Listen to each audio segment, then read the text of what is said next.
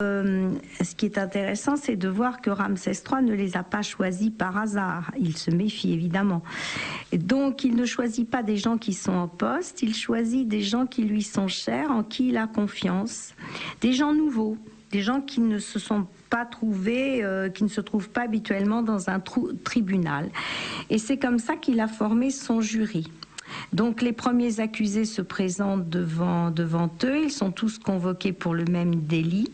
Chacun d'entre eux, qu'il s'agisse d'homme ou femme, décline son identité, écoute les accusations et parmi eux se trouvent les trésoriers, les scribes, les échansons qui sont complices de Tilly, qui ont propagé à l'extérieur du harem des mouvements de haine contre le pharaon. Tous ceux-là vont être condamnés à mort. Puis on va juger les hauts fonctionnaires et le fils de Tilly qui se reçoivent l'ordre de se suicider. Un troisième groupe se présente, ceux qui sont condamnés à se donner la mort aussi et qui étaient les plus virulents, on va dire.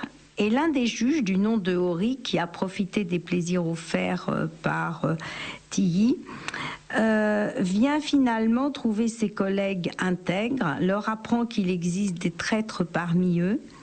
Les juges corrompus sont arrêtés de nouveau. Ils promettent de dire toute la vérité sous peine de finir en exil en Nubie et d'être placés sur le bois. Mais les juges les interrogent sans relâche. Et comme leur réponse s'avère incomplète, chacun d'entre eux va recevoir des coups de bâton en plein tribunal. Donc une manière de les faire parler. Dans son palais, bien sûr, Ramsès III est désolé, car la liste des coupables lui est remise, elle est beaucoup plus longue que prévu. Et il refuse de s'immiscer dans le jugement qui est rendu. J'y suis totalement étranger, dit-il, si des coupables ont été condamnés à être enterrés vifs, je ne souhaite pas le savoir. Et dedans, il y a vraiment la liste des principaux fonctionnaires complices de la reine Tilly, mais aussi des femmes du harem qui ont transmis des messages à l'extérieur pour attiser la haine contre le pharaon.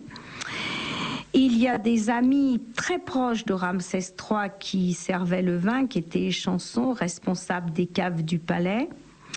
Il y a le responsable des appartements royaux du harem, le directeur du harem, des inspecteurs du harem, des femmes de garde aussi, le chef de troupe qui a préparé son armée en vue d'une attaque contre Ramsès III, des scribes de la maison de vie qui tiennent les archives du palais qui sont suspects, des magiciens et puis je vous le disais aussi des prêtres, tous donc punis sans ménagement.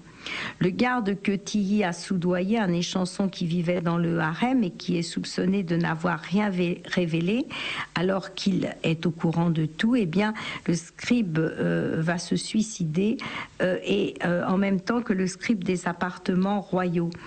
Seules les femmes du harem vont être épargnées. Alors évidemment, quand Tilly va apprendre la mort de son fils Pentahour, elle paraît complètement inconsolable, elle se réfugie dans sa chambre, elle refuse d'en sortir, elle pleure sans discontinuer, mais dans ses sanglots se mêle la crainte du jugement et sa douleur pour son fils disparu. Et pourtant, curieusement, aucun policier ne va venir l'arrêter.